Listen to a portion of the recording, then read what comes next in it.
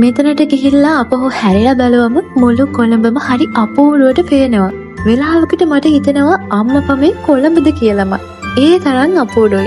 ඉතින් මම ගොඩක් වෙලාවට මෙතනට තමයි හිත නිදහස් කරගන්න ඉන්නේ. මම තැන හරියටම නොකියුවට මම දන්නවා ඔයාලා එතන දන්නවයි කියලා. ඉතින් මං අද ආවේ යාළුවොත් එක්ක ජොගින් කරන්න.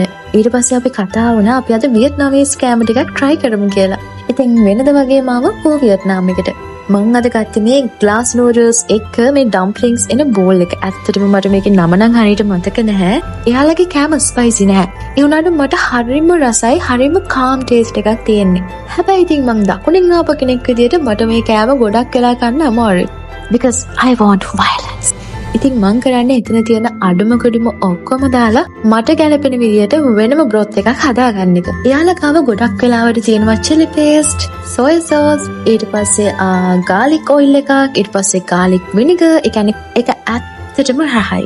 ඉතින් බඩ පිරෙන්න රසම රස වියට්නාම් කෑම වේලක් try කරලා හරිම සතුටින් අද දවසේ ඉවර කරන්න ලැබිච්ච එක ගැන මට හරිම සතුටුයි.